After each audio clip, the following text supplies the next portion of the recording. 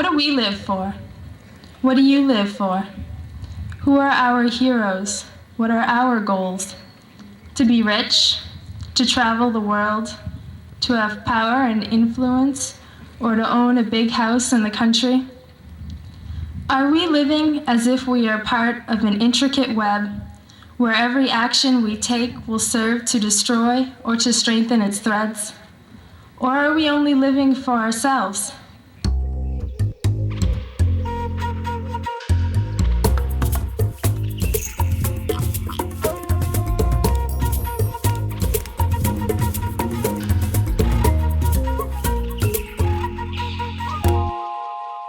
That was the voice of today's guest, Leah Penniman, but speaking as her younger self, recorded 25 years ago at her high school graduation in a small rural town in central Massachusetts.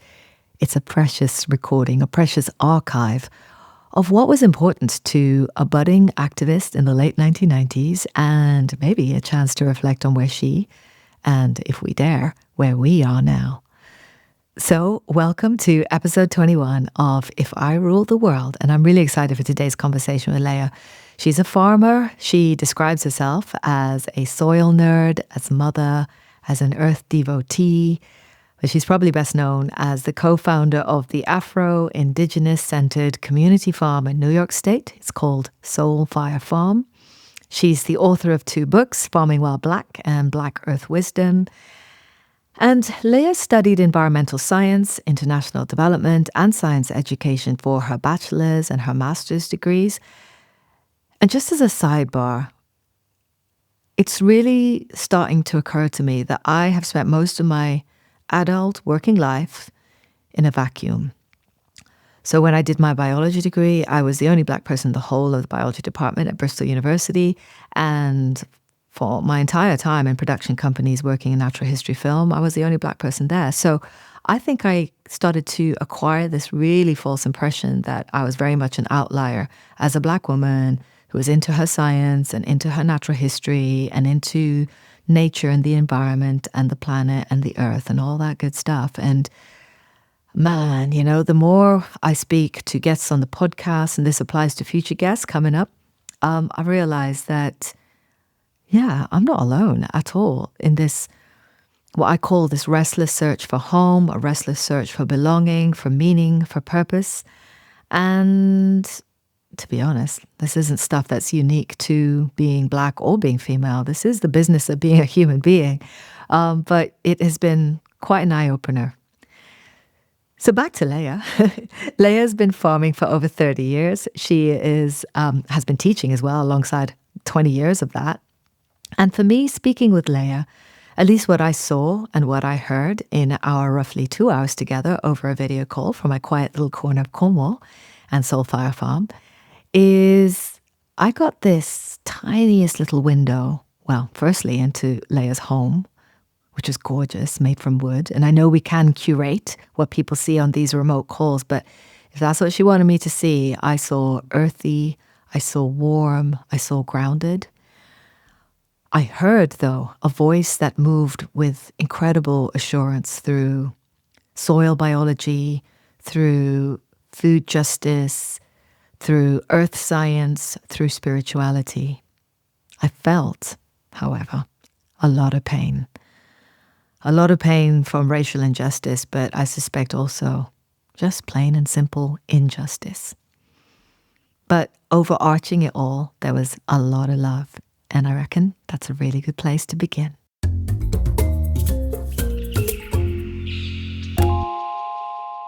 I fell in love with the earth from a very young age.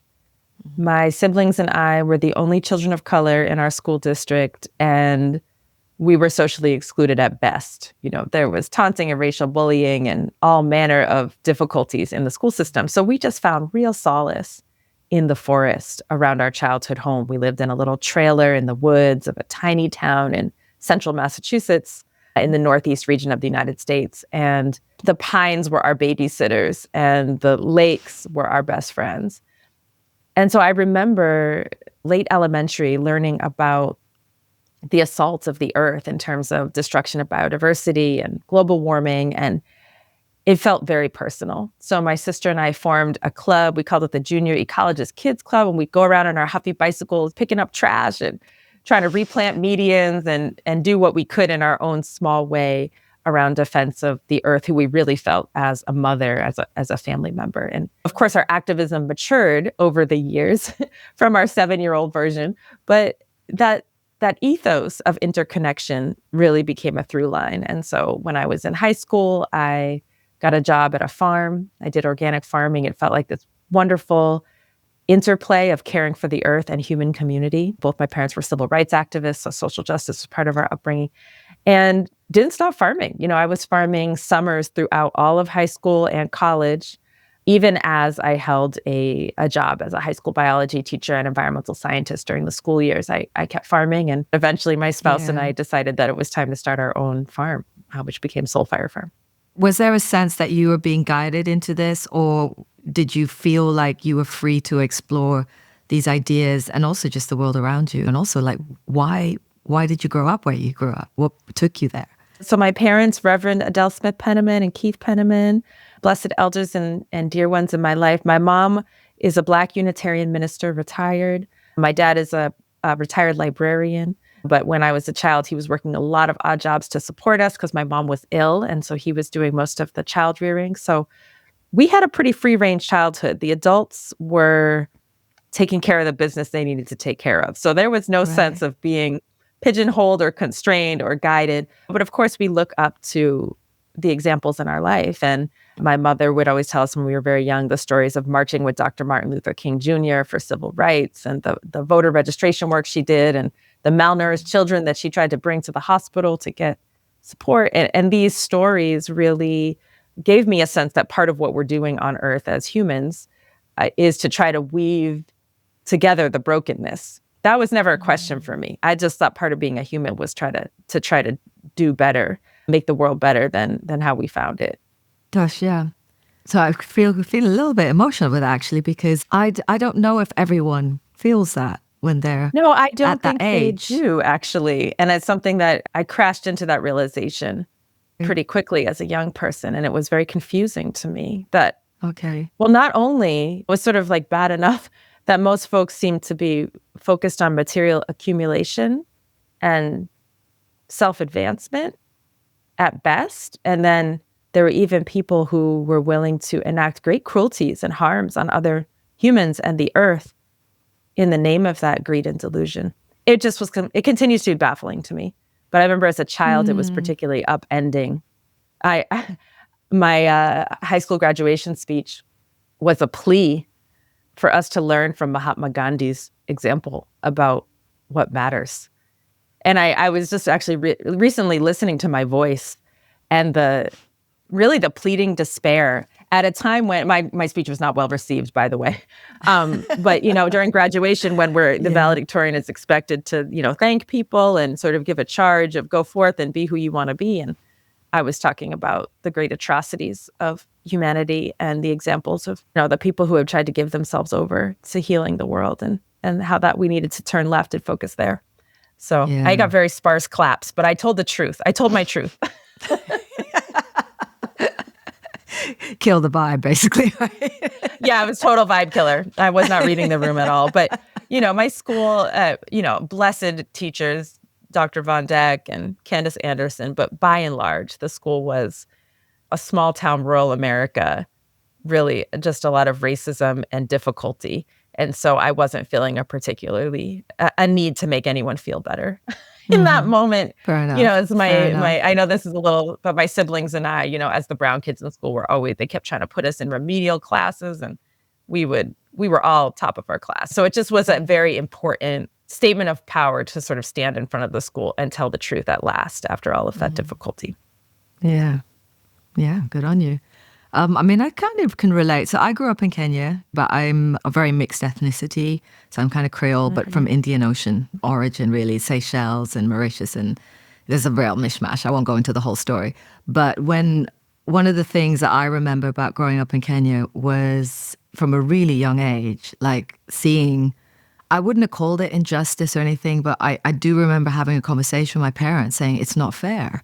You know, I would see like the plantation workers going to the coffee plantations, because we live really close, like right on the edge of like coffee farming country, basically. And I would see them being like shipped in like, or bussed in on these like trucks, like flatbed trucks. And there are always these horrible accidents. And that was something I saw like when I was going to kindergarten, nursery school, preschool, whatever you call it. And I remember thinking, that's just not fair. There's something not right. And so, yeah, it's, I can relate with that feeling. And I'm like you, I would like to think that in every human there is a kernel of something really, really bright and positive and hopeful. And somewhere along the line that gets corrupted. I don't know, but I do agree with you that it's a shock to when you discover that it's not like instinctive, maybe. I don't know. But anyway, I'm off completely away from where I thought we were going to be going with this, but we're going straight there.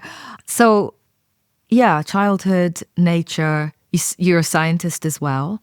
Are there other influences aside from nature, science, and obviously the kind of society you grew up in that sort of shaped who you are today? Oh, so many, right? Of course. I would say that in addition to what I mentioned and my dear siblings, my dear family, and the earth, I have a deep spiritual practice. You know, both my parents were preachers, and while I didn't stay in the church, have always leaned into the wisdom traditions of the world for guidance. And when I had the opportunity in my young adult years to go live in Ghana, West Africa, and work with the farmers, but also study our traditional religions, our indigenous religions, it was very moving to me to understand that there could be a wisdom tradition centered around the ancestors and the earth and the reverence of the trees and the mountains and the lakes and the rivers and the ocean as deity, as sacred, and did a lot of imagining of what would it be if this ethos, you know, if a forest is sacred, it becomes a lot more difficult to clear cut the forest than if it's only a monetary calculus around, you know, how much timber or land for cattle or this or that. And so that has really informed my worldview and practice as well. Okay, so getting into the nuts and bolts now of what I hope this podcast is going to achieve. I find this a really interesting one because I think people get really, it's like an affront when I say that the things that we need to stay alive are actually freely available on the planet. That we just happen to live in a system where we've got to pay for it. But I was like, but it's not the economy that keeps us alive. You know, I mean, obviously we need it. We need the system as it is because we're all kind of slightly stuck in it and embedded in it. But, you know, I was like, we're living, breathing organisms that basically need fresh air, clean water, good nutrient-dense food. There's, you know, shelter. You can add a few things, but those are the fundamentals. So I'm thinking like, if we're looking at this sort of the basics for life, for human life particularly, which would be land, I guess, land, water, seed, and soil. If you've got those things, you've got the basis of what you need to stay alive, right? So in your view, I'm wondering, can you paint a picture of the systemically, why do we need to fight for this stuff? Like, why do we need environmental, social, racial, food justice? Like, you know, why do these concepts have to exist in the first place? Maybe looking at the history. I know it's a big question, but, you know, it's rather than going into sort of details, I'm like, is there like a system? Is there a big canvas, the oil painting that we can construct here, like paint the picture of why we have these, why we have to fight so hard to stay alive, basically? Exactly. Why do we have to fight so hard to stay alive? It's a beautiful framing. And I think that your systems analysis is right on, that if we didn't have, you know, racial capitalism, if we didn't have settler colonialism, these systems in place, then these natural resources upon which we build our lives would be freely available. And so why don't we have them? I mean, obviously, I know more about the US context than global, but it's the same patterns that repeat itself. You know, you look at, so let's look at land, labor, and food, right? So if you look at land, Turtle Island is the indigenous name for the continent that I'm on right here. Almost all of it was stolen away from the native people over a couple of 100 years because of settler colonialism and a genocidal project called Manifest Destiny that was authorized by the church. And so there was a whole belief system of white racial superiority and Christian superiority, and the 1455 papal decree that said to go forth and colonize and enslave the heathen nations. And so they killed the buffalo and stole the lands and distributed smallpox blankets and pushed people off and took the land, which is the basis, as Malcolm X says, it's the basis of all power and dignity. It's the basis of all revolution, the basis of all wealth. And in the United States, that concentration of land in the hands of the settlers' descendants has actually only consolidated. For many generations, people of color were not even allowed to own land in most states. And once they did get land, there was a lot of racial backlash. One notable example is that, our enslaved ancestors, when they were finally free in 1865 and tried to purchase land, they, by 1910, had accumulated about 16 million acres of hard scrabble parcels. And the Ku Klux Klan, the White Citizens Council, and the Whitecaps, which are violent white supremacist groups, attacked the landowners for the audacity to try to stop being sharecroppers or tenant farmers on the plantations, burned down their houses, lynched people. We know the names of about 5,000 people who were killed in this racial terror of the early 1900s. And then they drove a refugee crisis where 6 million Black people fled their lands in the South and moved to the cities to work in factories. And so there was just massive land loss and massive wealth loss in the community. I just looked at the last census. It's around 96% of the land in the United States is owned by white people, which is higher than it even was in the early 1900s. So the land has been taken through this colonial project.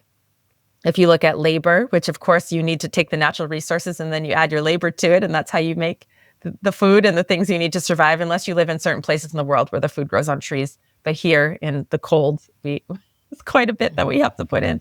But it's this very similar where you see that there's a pattern of stolen labor. Of course, millions of enslaved African people providing the labor in the Western Hemisphere for the agriculture, followed by the guest worker programs of H-2A, which do not afford workers' rights. What you're talking about of people piled into truck beds and not having fair working conditions, right? And so that's also continued. We have in our country right now over 80% of the workers being people of color who are not protected under our labor laws, yet the managers are almost all white, and then with food, access to food. So without getting too much into the weeds, I think if we do zoom out and look at what is the economic system we have, which is a racialized economic system, it's a capitalist system that is about profit margin and the accumulation of wealth in the hands who have people who already have the wealth.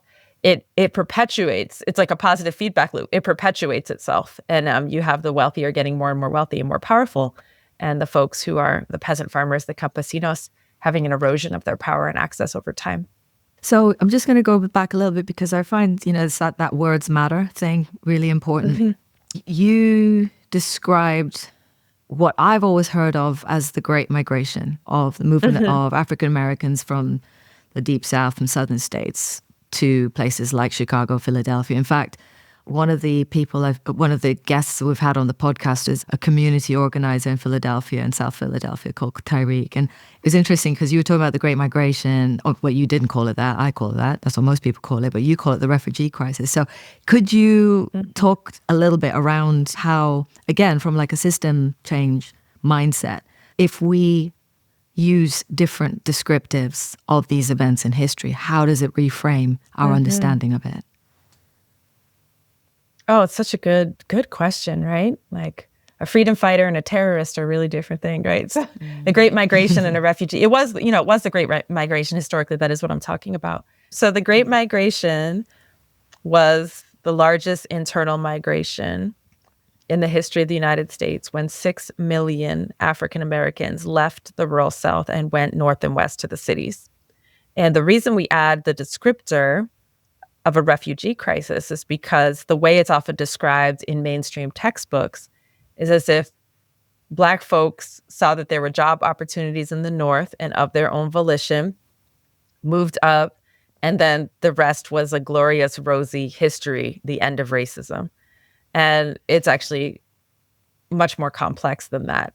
The majority of folks were actually leaving because the options in the South were to stay on the plantation as a sharecropper, which was a form of neo-slavery. In fact, under sharecropping, convict leasing, and tenant farming, which were the post-slavery systems, malnutrition was often worse There was a widespread disease called pellagra, which is very rare niacin deficiency that was on the plantations at the time, because sharecroppers, it was a debt peonage system, right? So a sharecropper doesn't own their land or their house or their seeds or their mule or any of that. It's all owned by the white plantation owner and loaned to the sharecropper, who has to pay it back in cotton at the end of the year. But the sharecropper would fix the price, weigh it to their advantage, and make sure that everyone stayed in debt so that they couldn't leave, because you have to go to debtor's prison. So all that to say, poverty and death was rampant. And then when Black folks did try to start their own farms or their own businesses, the white supremacist violence, you've heard of the Tulsa Massacre, there was burning down of whole towns, burning down of people's farms, lynching people, threatening people with death for having the audacity to have their own businesses or their own land. It was seen as uppity. People weren't staying in their place. They're competing with whites.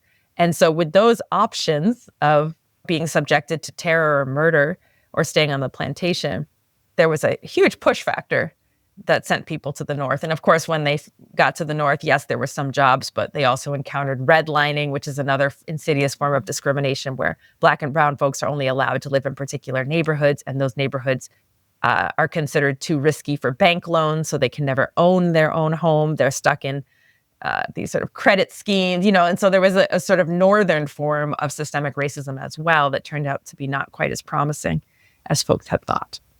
So a refugee crisis. Wow.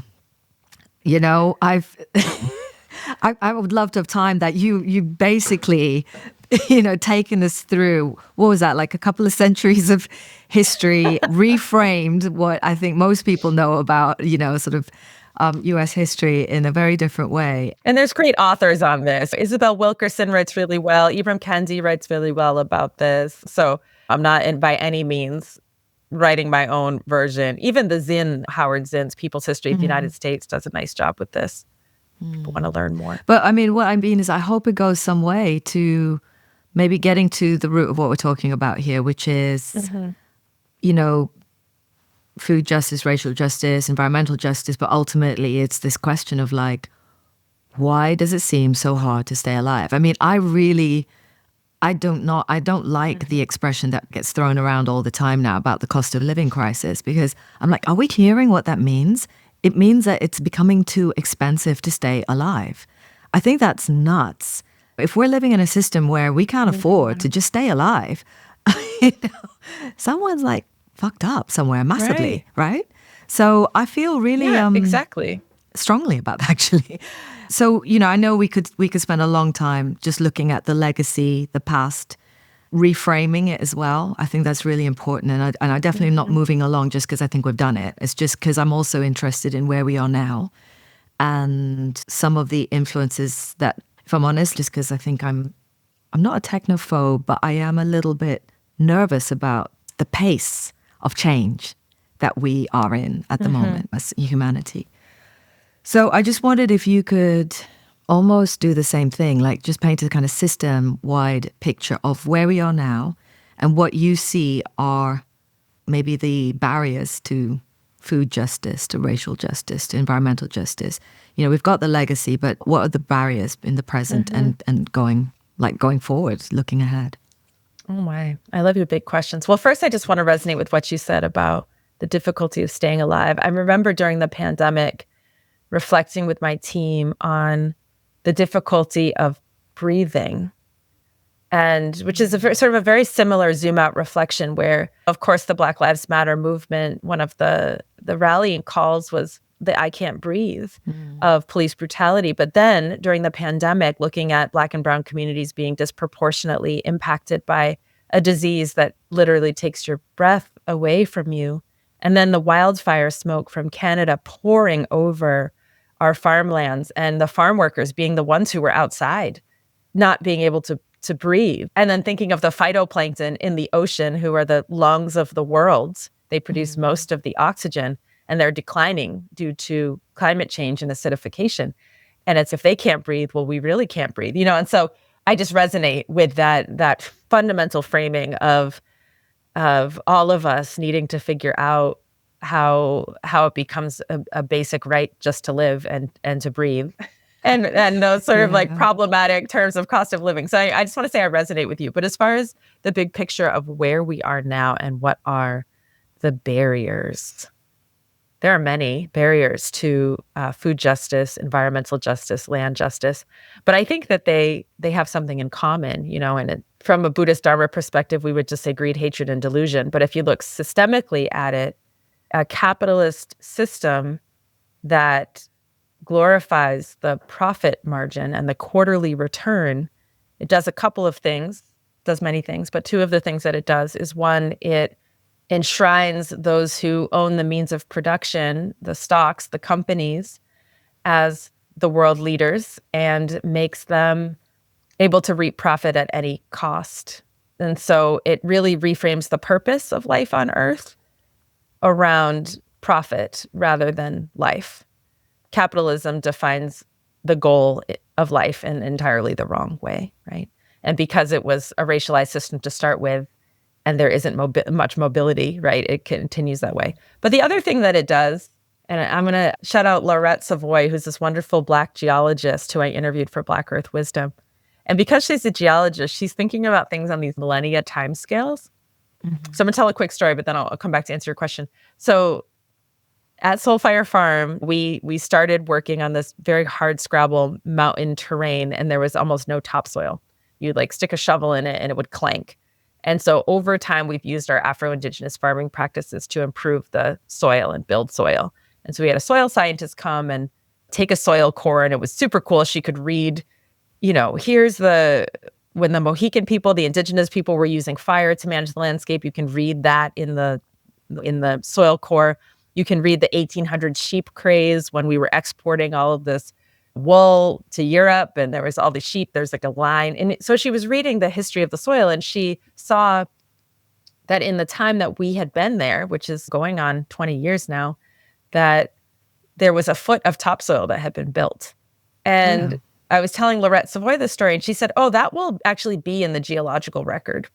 It'll compress, but you'll be able to read Soulfire Farm's contribution to life on Earth millions of years from now in the geological record.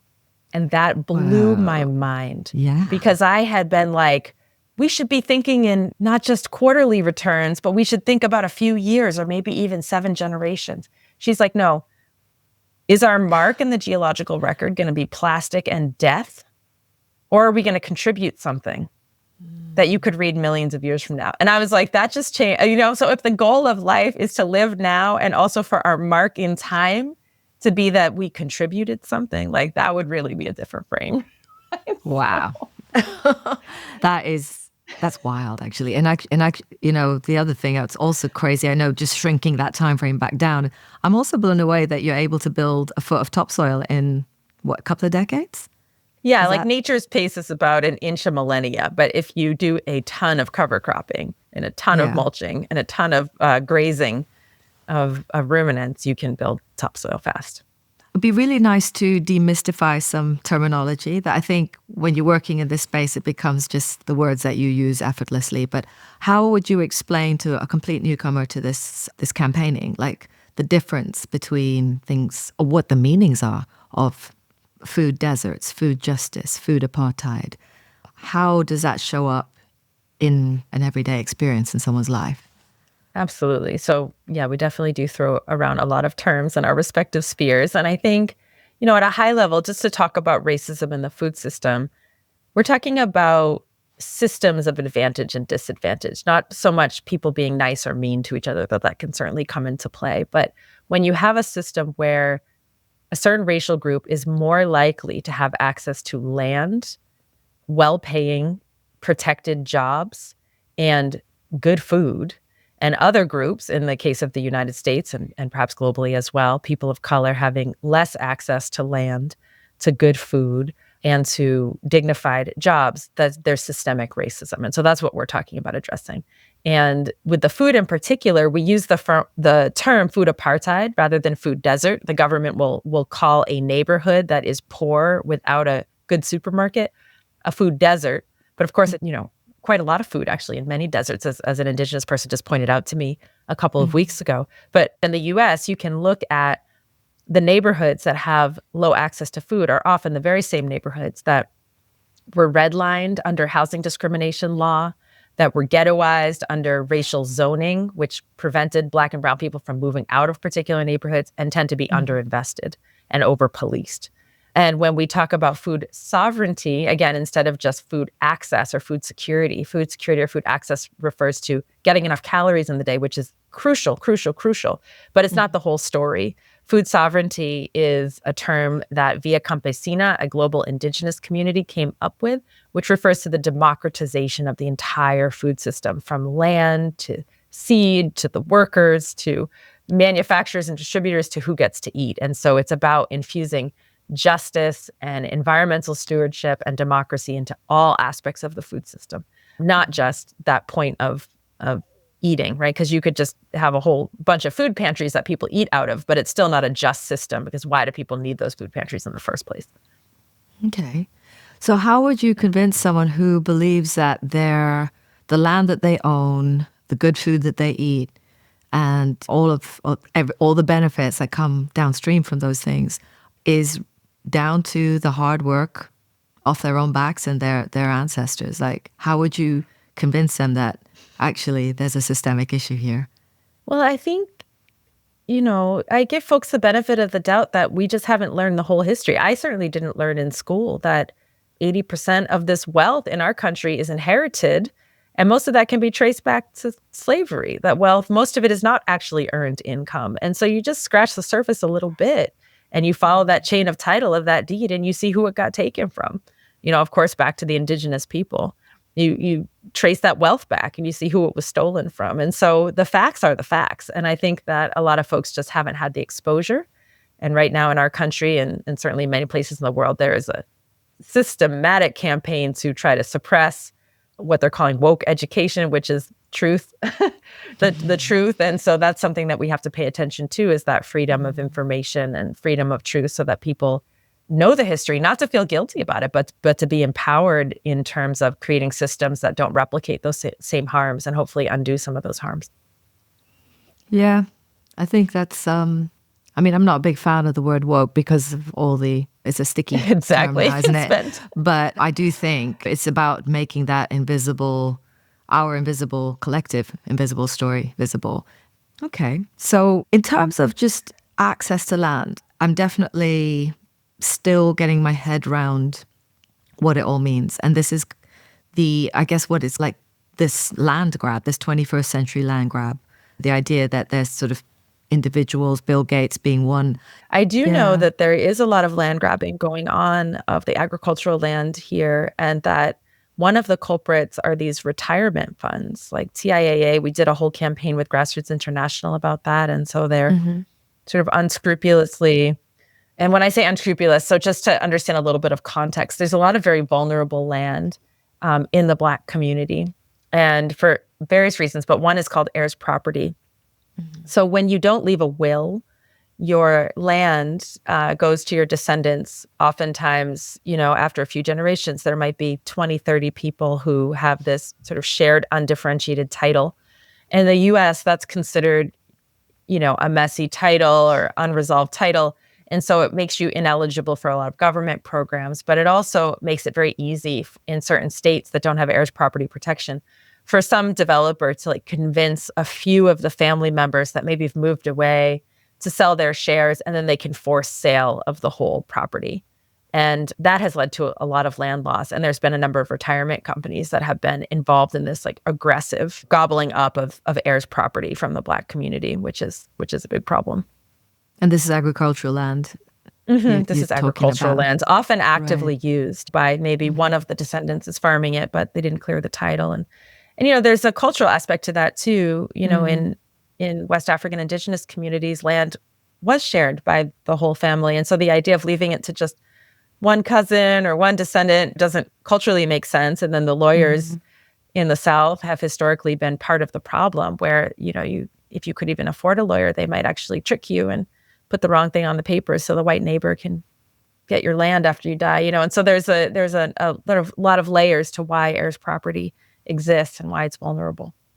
And then just to drop down to another layer, where does the indigenous people you know, you say you're like on Mohican land right now. Is that where your farm is, Soul Fire Farm?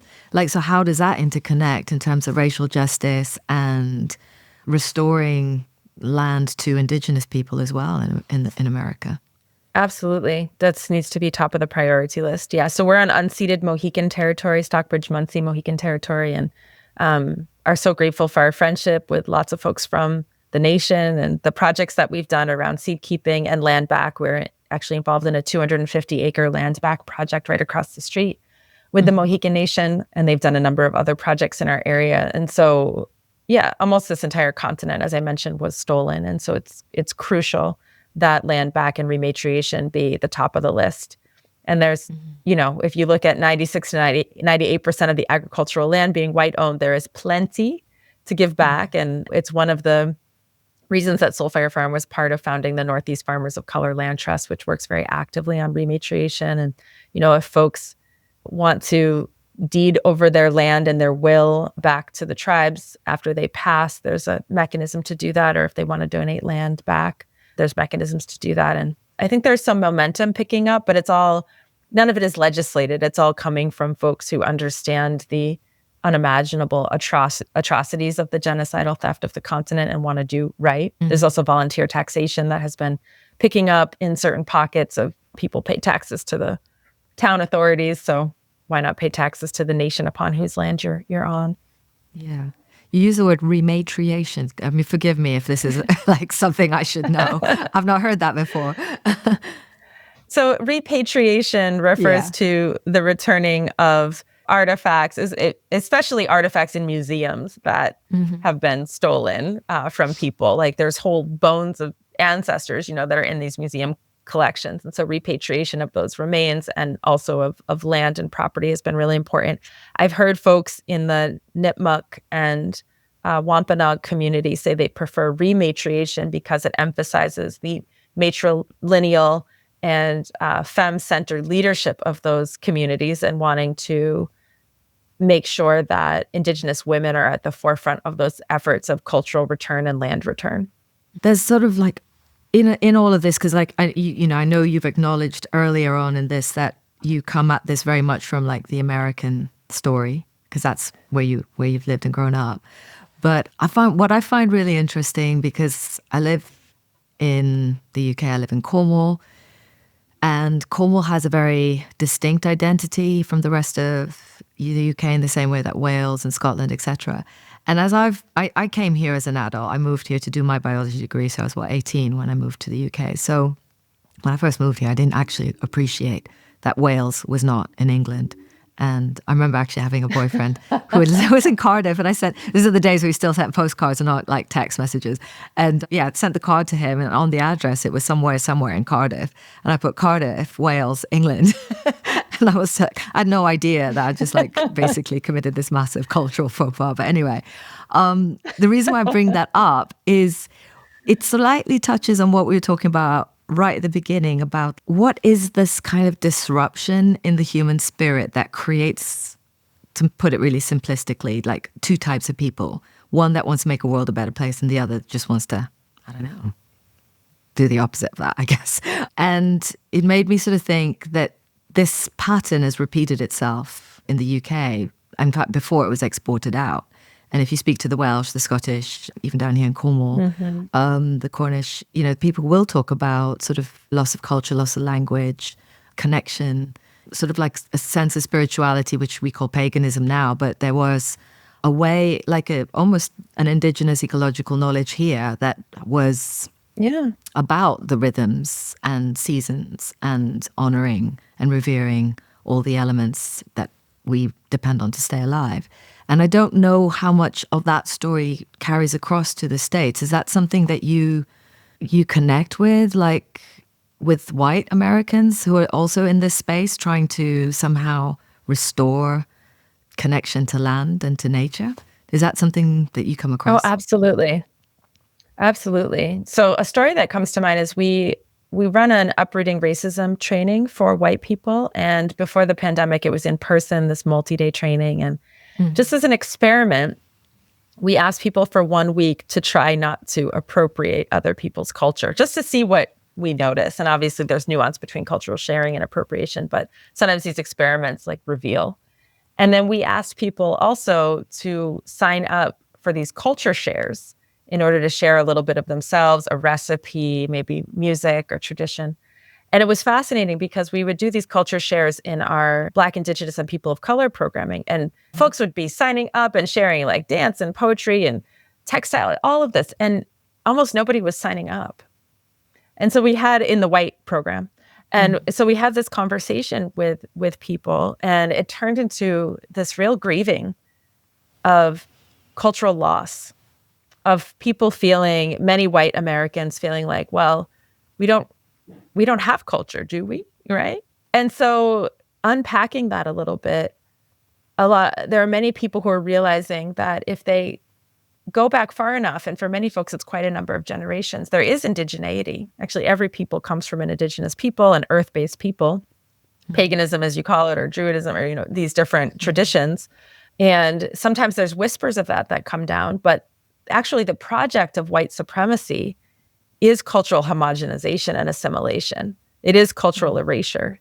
And to acknowledge that, to grieve that, and then to say, I'm going to try to go back anyway and pick up even some piece of where I came from, even if it's just the values or the ethos of the people before colonization ripped it out. And there's so many examples in the United States of European immigrants petitioning the courts to be classified as white. The Italians, the Irish, Jewish communities, Middle Eastern communities petitioning to be recognized as white, to join the homogenization, white supremacist assimilation project to get the benefits of whiteness. But the cost of that is language and culture and values and earth connection. And it's a big cost. And it's one of the reasons why racism hurts all of us. It doesn't only hurt people of color. There's massive sacrifice to enter into a project of domination of the world and its resources. Wow. That makes me go, okay, so if a lot of people that read as white had to apply to become white, then who were the original whites? Anyway, you know what? It was the Western European. It was the British. The British were the original whites. Sorry, everybody listening. And then they got to let other people into whiteness. Yeah, but then this is what I'm saying. But if you talk about the British, then you've got to, are you teasing apart the Scottish and the Welsh and the Cornish and the, it's right. Anyway. No, it's a good question. Yeah, I don't think I can answer that question. Well, it's all an illusion, right? Yeah. Whiteness itself is not an ethnicity. It's a project of domination, right? And so... they say that whiteness was invented on the slave ships as a way of differentiating, a way of justifying the dehumanization and making people feel okay about the dehumanization. Yeah, fascinating, horrifying history of like how do humans figure out how to trick themselves into brutalizing other people by imagining superiority. Yeah. One last question, and then we'll take a little break before we jump into part 2. Just sort of like stepping into the technology, the science. So we've got like these incredible advances in technology right now in the middle of the digital revolution that's affecting farming. We've got the agri-tech, drones, automation, AI, but also gene editing, seed patenting. How do you see these innovations, advances, I don't know what to call them, to be honest, stuff that we've come up with. Do you see these as like allies in the struggle for food justice and environmental justice? Are there barriers? Like, how do you unpick all of that? Technology in its essence can be neutral depending how it's used, but most of what you listed is not in allyship. It's actually, those are used by huge corporate farms that are in the process of turning the Gulf of Mexico into a complete dead zone with pesticide erosion and using pesticide runoff and using massive amounts of fossil fuels and driving climate crisis. And so most of those farms that are using those technologies are not allies, but certainly technology is a blessing. I mean, there's so many things that support ergonomics so that farm workers, when they're transplanting, their spines are straight instead of bent over, and figuring out ways of, with plant breeding, this is not gene editing, but with plant breeding, developing varieties that are drought resistant or more nutrient dense. And so there's many ways that science can be applied. But unfortunately, again, because of a profit motive and sort of a efficiency motive with short-term gains, that technological research by and large hasn't been used in service of the real problems that we're dealing with. I also want to say that technologies are not always high tech, right? And so many of the things that we use on our farm are modifications of really ancient indigenous technologies, things like the raised beds of the Ovambo people of West Africa, or the polycultures of Nigeria, or the composting techniques of Ghana and Liberia, or the cover cropping methods of Dr. George Washington Carver, a Black farmer in the South in 1800s. Because plants are technological geniuses. I mean, they can photosynthesize, they can trap nitrogen in collaboration with bacteria. They can do all of this. And so when you maximize the photosynthesis on your land through these technologies and these ancient technologies, you can actually grow more food in the same area than you can with industrial ag, as long as you measure your yields over a 5-year term instead of a 1-year term.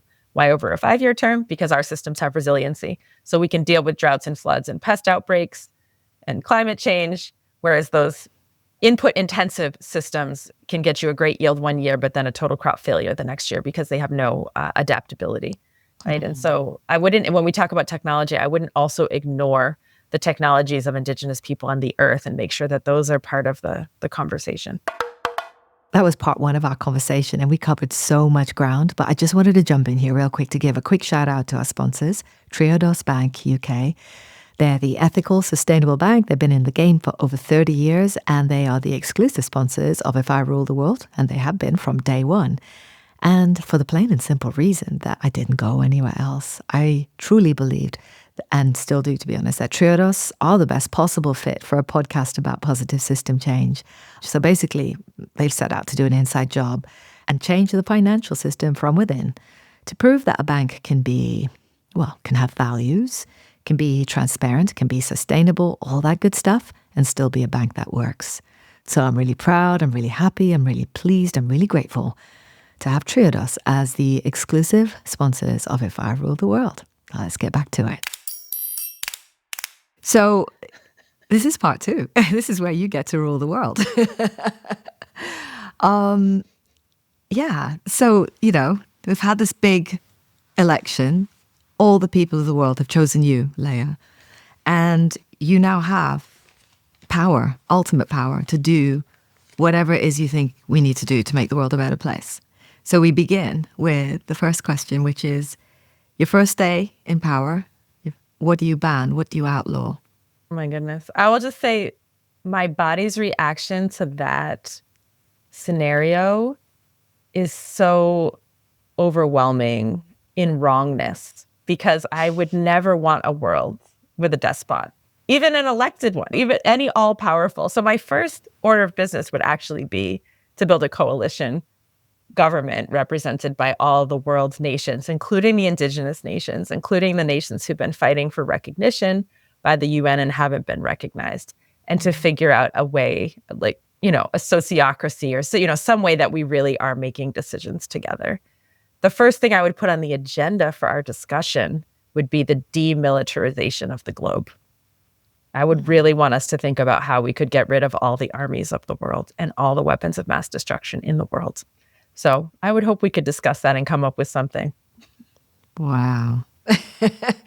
Do you know what's really interesting? You're not the first person. I mean, you've articulated probably in the most beautiful way, but you're definitely not the first guest to say, oh, I wouldn't want the job. That's not a scenario I enjoy. I find that interesting that for whatever reason, the nature of the podcast, the nature of maybe the way we, myself and the team, Sam and Jake, can, get together and think about guests for the podcast, that we seem to be self-selecting people that wouldn't put themselves forward to be in power. Yet I wonder if that's why we've got the world we have, because we don't have the right people in power. Like, what is that about, basically? I wonder about that too, because we have these conversations. There's so many people in our organization and in our movement who I trust their leadership and vision, and they don't want to go into politics. They don't want to be in leadership in that particular way. And the people who seem to be drawn to power seem to be the people I least want, And so I do think part of it is we tend in the West to worship the idea of individual sovereignty. And those of us who are doing a lot of earth listening and community listening tend to be more interested in coalition or shared leadership. And that's just not the system we have. Like, imagine 3 co-presidents of the United States, right? Well, it'd be like a totally different way of thinking about things. And yet we have 3 co-directors of our organization. And many orgs in our community do that similarly, because one person just shouldn't have that much power. We think better together. Are there, I'm tempted to just, go, why do we, spin around and look back to Indigenous ways of leadership and organizing? Well, the way that is probably most well known, and I'm no expert on this, so please, if anyone is listening, forgive any misspeaking, but what I've read about the Haudenosaunee Confederacy, the Six Nations, which aspects of U.S. democracy are actually modeled after, was that it was a matriarchal coalition government where there was always a council, but they used consensus-building processes to inform what the council would decide. And so there was never a single ruler or leader who made decisions by themselves in those communities. So consensus versus majority rule, are those two separate, opposite ends of the spectrum? Yeah. I don't think they're opposite ends of the spectrum, because majority rule and consensus both are forms of democracy, because they imply that a larger group of people than the individual have gotten to cast their opinion. But with majority rule, it is more oriented as towards debate and winning. With a consensus-oriented process, and there are many of them, it's oriented towards proposal modification until you have almost all or all of the people in agreement. And that, those solutions tend to be implemented much more willingly and be more enduring than ones where someone won over the other person and then they're just waiting for their chance to be in power and get revenge and undo. And you have the kind of whiplash, certainly of the U.S. political system, where like, my executive order will undo your executive order, and then it's just not making a lot of progress. It sounds quite childish, actually, when you put it like that. So you've got your council, you've put that in place. We're now working with consensus, and you want to demilitarize the world. How would you get, especially looking at the world right now, how would you get? My goodness. I know, sorry, I don't know why I did that to you. But how would you get everyone, what would be that mechanism of going, okay, we're just going to keep modifying this proposal until we get to a place where everyone feels they can relax and go, I think I can put down my arms. I don't know if that's, sorry, I voted you in, and now I've given you this thing. It sounds like an impossible scenario, and yet it's the only rational scenario. All the great prophets, all the great philosophers of all time have found that the only logical end point of these cycles of violence that we're in is the extermination of our species and the planet. There is no way that violence can be upended with greater violence. It's a spiritual revolution, fundamentally. How you do that in the political sphere, I don't know. But I'll tell you a funny story that maybe we can figure out how to extrapolate it. So I think my chief advisor on peace would be one of my dear friends is a Buddhist nun. She's in her 70s. Her name is Junsan Yasuda. She came from Japan. And her order of monks is very focused on the end of nuclear arsenals and the end of genocide against people. They do these peace walks for thousands of miles around the world, chanting and fasting and putting themselves in danger in war zones. They're just incredible work that they do. And Junsan Yasuda, when I was helping her with a lease document, I said, well, what do you want the procedure to be for working out conflict, if any conflict comes between the people who's caretaking the house and da-da-da-da-da? And she said, oh, we'll just fast together and pray for 3 days, all day, all night. And I said, that's the provision you want in the lease? She said, yeah, that's very effective. And I was like, I've never seen this before. I'm going to put this in the lease. I'm going to go ahead and put it in the lease. Wow. And I say that because I think it takes an entirely different way of thinking and being to get to the kind of solutions that we need. It's not about always like logic and debate and proof and moving the chess pieces around the board. Can you imagine all the world leaders being like, yes, we're actually going to fast and pray together for 3 days and nights in the same room? saying the same chant. And then we'll talk about it. I can visualize it. I don't know. I'm picturing you with, you got the whole lot in the room with you, and you're like, guys, this. Oh, and a few ladies in there too. Let's be yeah. fair. Yeah, we're all this is what we're going to do. Mm-hmm. We're not going to eat. We're going to sit here. It's almost like being on the naughty step. That's almost like what it sounds like. I don't know if you do that in the States, the naughty step. Oh, it's like timeout. Extreme, like a timeout. Yeah, an extreme version of that, obviously.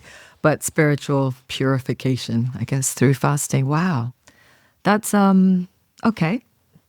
So we've got a mechanism to achieve demilitarization in the world that you are in charge of, which is getting everyone into a room and fasting for 3 days. And praying. You know what? It can't be worse than what's happening right now. 100%. It can't be worse than what's happening right now. No, so I know. We'll just try. We'll start there, and then we'll see what we come up with. Yeah. Well, I mean, I know that this is sort of like, I guess part of the exercise is to invite that sort of blue sky thinking. It is to step outside of the mechanisms, the systems, the stories we tell ourselves about how the world works. And that sense of like, well, it's never going to change. I get a lot of comments, and it breaks my heart. Comments on my Instagram, I should finish my sentences. And it breaks my heart because I often will get a comment saying, love your podcast, it's really fascinating, etc. But this is just human nature. This is just the way we are. It's not going to change. And I guess maybe I'm just an insufferable optimist, that I'm like, no, I'm sure we can make this better. I'm sure we can do it. But I do think that we have to loosen up thinking. And even if it means coming up with what sound like ridiculous or just impossible ideas, like to actually have the idea first, say it out loud, picture it, imagine it. But if we don't do that, then it's not going to, nothing's going to change. So I guess maybe that's why I think it. I'm glad you're an insufferable optimist. And there are so many examples of people and organizations and whole societies that do live a different way. So you're also a rationalist, and I have 2 adult children who are very involved in liberatory work. And we have these conversations. We were having one last year about the climate, and my adult child Nashima was saying, it doesn't look too good, Mom, out there. It doesn't look too hopeful. Why continue the work? What's the justification for hope? And what we came up with, because we're both sciencey people, is just rationally, if you extrapolate the pro-social behavior that hope engenders, which means you and I and everyone are sort of doing our best today to protect small and necessary creatures and sequester carbon and reduce our, environmental footprint, it means that in this exact day, in this moment, beings benefit. All of the creatures on my farm benefit. The people who eat the food benefit. The pollinators that have something to eat, they benefit.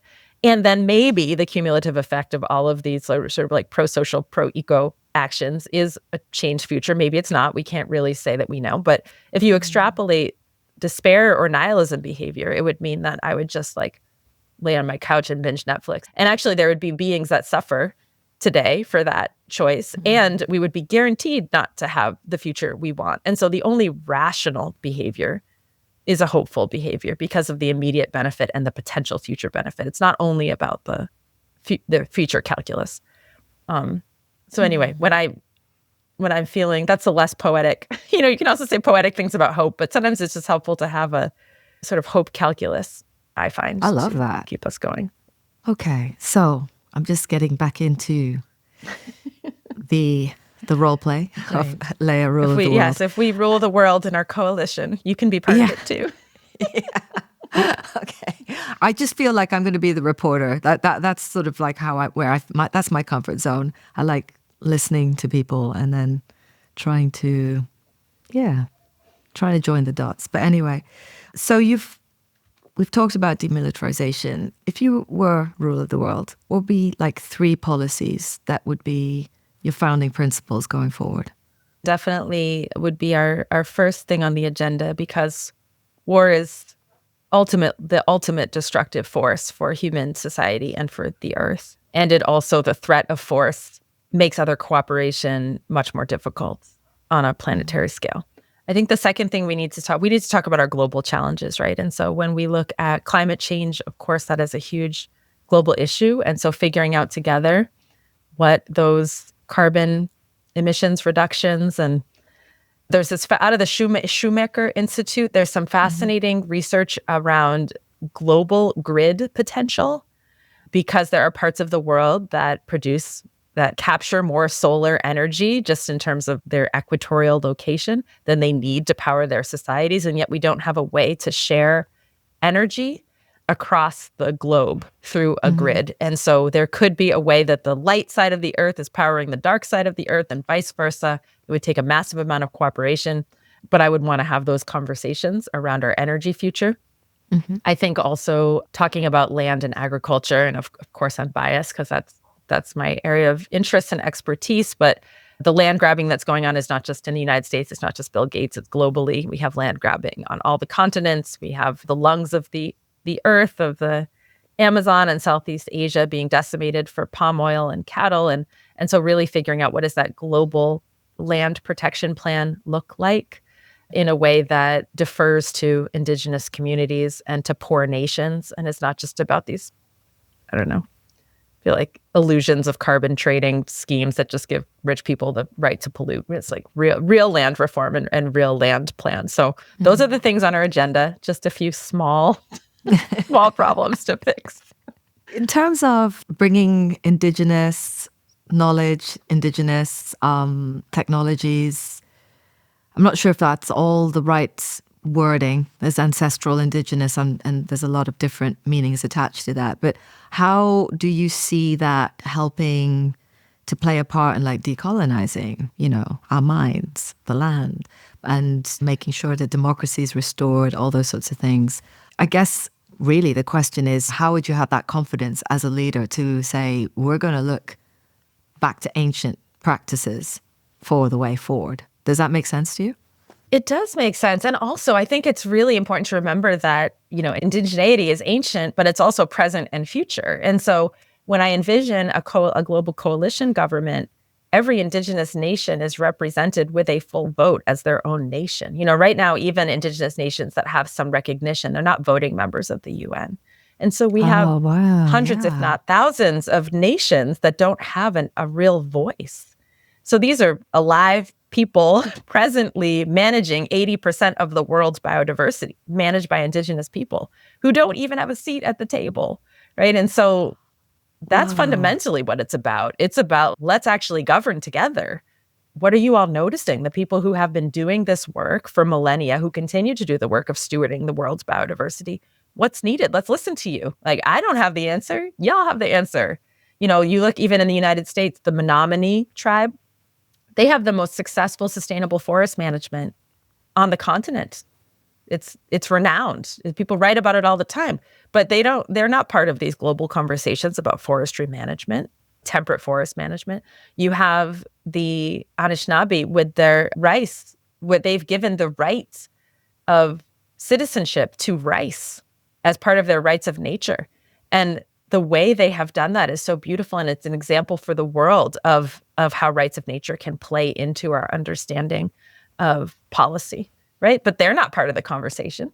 But we can learn how do we give rights to these rare and precious beings, the mountains or the rivers. There's tribes in New Zealand who've given the rights to a river, human rights to a river.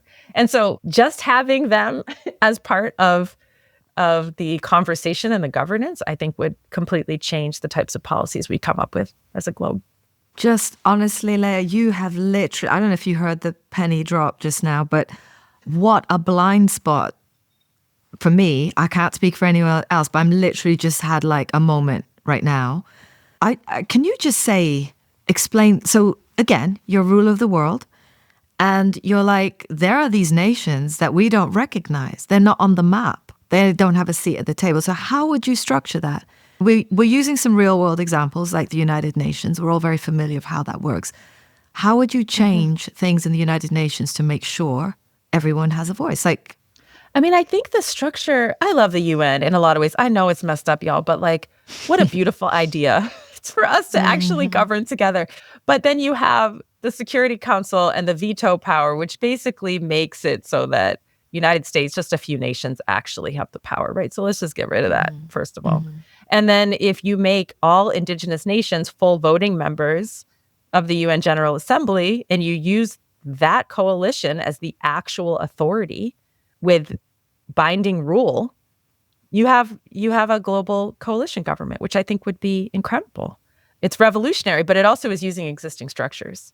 And I think the whole point too about it, it's very interesting to think about the myth of indigenous people as past, which is of course a very important part of the Western project, has been annihilation of a people and a people's memory. And I was talking to my brother-in-law, who's a librarian, and he says it even shows up in the Dewey Decimal System of how you organize your books in the library, where everything indigenous is in the 900s, which is the history section. And every other people in the world is like the 600s or the 700s, social studies, right? But the 900s history for Native people. So that erasure project has been so effective. I will admit, it wasn't until my adult years that I was like, oh, wait, the Mohican folks. I saw the movie The Last of the Mohicans. I was like, there's still all these Mohicans? I thought they were gone. They're right here, right around in my community, doing their work in a way that had been invisibilized because of this project. It's crucial, crucial, crucial to have indigenous people. And this includes Black indigenous people, the Yoruba, the Igbo, right? The Ewe, like indigenous communities that have been under colonial rule, to actually be part of these global conversations and decisions. I can almost see a part of that project would be redrawing the world map so that we actually see nations rather than political boundaries. That would be very, very different. Something that we could do today. We could do today. Wow. We could do it. There are actually already those maps, right? But imagine if those were what we learned in school and what we used and referred to. Not just, you have a bunch of folks in Europe just drawing lines all over the continent of Africa, creating these huge ethnic problems by cutting lines right through groups or putting groups together who historically needed to be separate. It's a mess. And we continue to live with the legacy of that mess. And I feel like I'm someone who is fairly well informed, and I somehow have missed this massive blind spot. Okay, taxes. You've got control of the global tax pot. And what you gonna do? Do we actually tax ourselves? I guess people give what they want to give to the UN. Maybe it's a we good don't. question. I mean, maybe we don't. Yeah. So I don't know. I mean, this might sound redundant, but or like a cop-out, but I really do believe very much in a democratic process. And so as we decide what these policies are, then we decide how we're funding them and what is like the fair share tax structure. And different nations or individuals are going to give differently depending on their resources. And there's going to be I imagine, a sort of reparative process in that, where many nations' wealth has come from looting and pillaging other nations, and that needs to be recognized in a tax structure where folks who've done the stealing are doing more of the giving back, and folks who've been stolen from maybe are not having to pay, right, for these global projects. In the spirit of being a good leader, you know when your time's up. Yes. Not everyone can do that. So we have faith in you, Leah. Like, who would you nominate as your successor? Obviously, democracy's out the window now, but we trust you so much that we're like really happy for this process. I know you're going to be uncomfortable with it, but yeah, who would you nominate? Oh my goodness. Well, there would definitely be fair and free elections, and the people who I would encourage to run. I mean, I'm looking at this younger generation, the folks who've just been like doing their encampments on the college campuses and out on the front lines for the climate, and have just such a clarity of purpose and vision. And so I'm looking, and obviously I know who I know, but all of my children and their peers, they're, Nashima and Emmett and Aurora and Yabisi and the folks they're organizing with, I'm just like, I'm ready to turn it over to y'all right now. I would encourage many of those young folks that I've had the blessing to mentor to decide who is ready to step up and throw their name in the hat for being part of a global government. Yeah.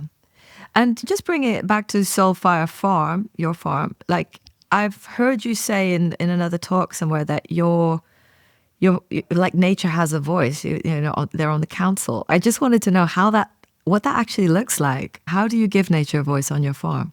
So really inspired by the Indigenous leadership around this, these poor student lawyers. And so here, I don't know if this is how it works for you, but in the US, if you can't afford a really expensive lawyer, there's often these clinics where law students will need to do projects, and then you can work with them. So I feel empathy for these students because we really gave them a hard project. We said, we want to start a co-op to own the land collectively, but we have a few criteria. And one of them is that the indigenous people, the Mohican folks, need to have rights to this land forever. So if you can figure that out, turns out it had never been done in our state. And so we had to work out all this new language. But I said also, nature needs veto power over all the human decisions. It took a long time, but basically what we came up with is that every year we do a divination, which is a system of talking to, listening to nature. The system we use is out of the Yoruba tradition. It's called Dafa or casting Ifa. And so we'll lay out all the human plans. We'll just ask nature, like, approve, disapprove. If there's a disapproval, we'll adjust the plans until they're approved. And that's the plans for the year. And so we do that annually around the anniversary of opening the farm, is we do this divination. And we don't always get yes. And that idea of releasing human supremacy and having ecological humility is a really challenging one for those of us in the West who are used to doing what we want, when we want, on our own timeline. But it's important to us. So what does it sound like, or what does it look like when nature says yes and when nature says no to your plans? When nature says yes, it's like, phew, that is great. Let's go. When nature says no, so I'll give you an example. When we first moved out here, there was a swampy area, but no water body. And we were eager to dig a pond for irrigation, for fish stock, just for recreation. And for several years, nature said no, and eventually said yes. And my understanding of that is it took some time to build the trust between the human community and the beyond human community, such that we would be permitted to make a massive change, like excavating out that whole area and lining it and putting the pond in. That's a lot of disruption to the beings that were already there in the wet land. And to know that we would do that well and that we'd restore the habitat, I think took some time. And so, yeah, we just were patient and waited until it was okay with everybody. I like to think, too, it's why we don't have that many like biting insects or ticks or poisonous animals, or, you know, we tend to get spared from the worst of the natural disasters. I'm like, yeah, we're just staying on nature's good side over here. So on nature's good side, you've done a great job. Nature's happy with you. And you've handed over to your successors, and you retire. Like, where would that place be? Where would you retire to?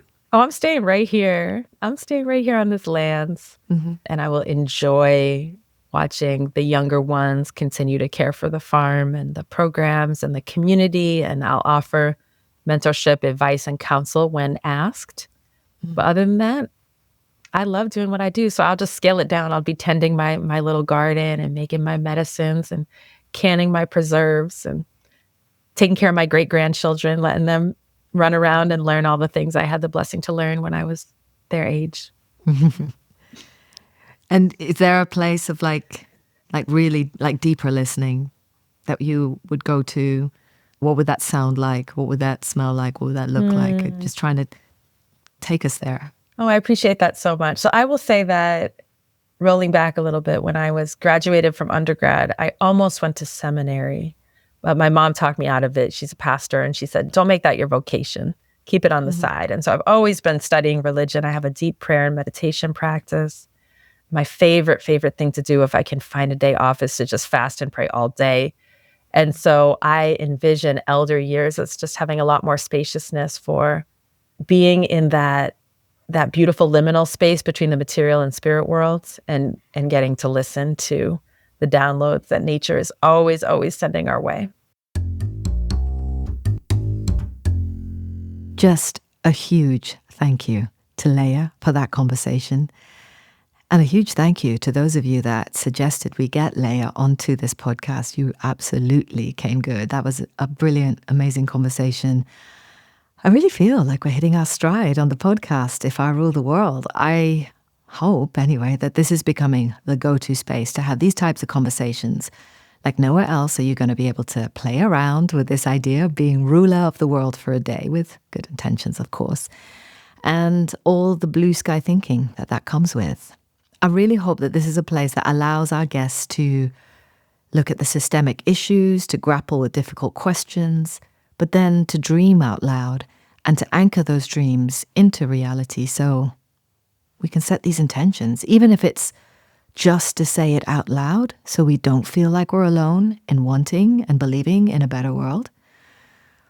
So I'd love to know your thoughts. I'd love to know how you think we're doing. Maybe you've got more suggestions. Maybe you want to hear something completely different in these conversations, like literally anything goes. Oh my God, I'm going to regret that. But yes, please do get in touch. You can get in touch via email at podcast@gillianburkevoice.com. You can find me in the comment sections on Instagram. My handle is Gillian's_voice. Spotify have a new comment section. So if you are listening on Spotify, give us a shout. So somewhere along the way, I've lost touch with my younger self and that part of me that used to be called naive by the grown-ups in the room. That part of me that the grown-ups would say, oh, you'll understand when you grow up. I don't know. The feeling hasn't gone away, but the conviction has. That really earnest desire to make the world a better place. And look, I've been around the block enough times now to know not everyone feels like this. Not everyone grows up believing that, the purpose of life is to make a positive contribution in whatever that looks like. So yeah, listening to Leah from 25 years ago and listening to Leah now sounds so consistent and 100% aligned in values. And this question for me of how are some people able to stay steadfast and true to their purpose while others of us lose our way? Why do some people never abandon their younger selves while some of us do? Since recording this interview with Leah, I have listened and I have re-listened to it a number of times. I've been looking for little clues, like there's some kind of secret sauce. There must be, like she's got some special superpower. And I know as I say this, Leah is not going to like it because she's has a real deep conviction that the whole movement needs to move away from this hero narrative. But honestly, right now, it's the best that I've got to try and figure out. And maybe I'll go back to saying us, because I really hope I'm not alone. It's the best that we've got to figure out how we can move away from arguing for the present, for the world that we know, and fight for the future that we would like to see. So as we sign off, I'm going to leave you with the closing remarks from Leah's younger self, from that speech 25 years ago. And maybe while you listen, ask your younger selves, if they rule the world, what would they do? Thanks for listening. The word Mahatma means great soul. This name was bestowed upon Mohandas Gandhi by the people of India. What does it mean to be a great soul? In Gandhi's case, it meant dedicating one's life to the ideals of justice, freedom, and peace. It meant sacrificing oneself for the betterment of all people, even the outcasts of society, the untouchables. Gandhi believed that it was sinful to harm any living thing, whether it be animal or enemy. So using satyagraha, nonviolent resistance, he struggled against oppression and won. He won freedom for India. He won rights for the casteless. He won better treatment for the Indians in South Africa. Gandhi lived for justice. What do we live for? What do you live for? Who are our heroes? What are our goals? To be rich? To travel the world? To have power and influence? Or to own a big house in the country?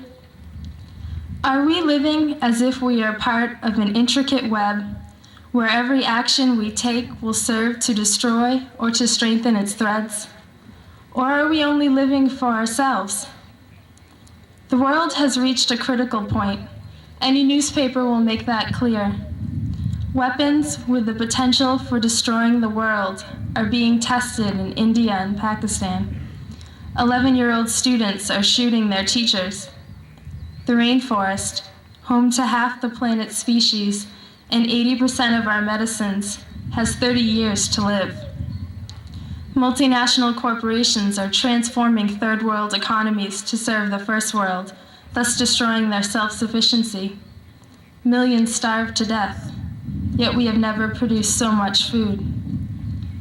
We can't afford to be content or to close our eyes anymore. We are a family of the same blood, sharing the same fragile home, and we have to begin living as if we believe this. Gandhi advised, "To believe in something and not to live it is dishonest. Whatever you do may seem insignificant, but it is most important that you do it. The little things do count, so plant a tree, kiss a stranger, but remember that the big things count even more. Every dollar that you spend is a vote.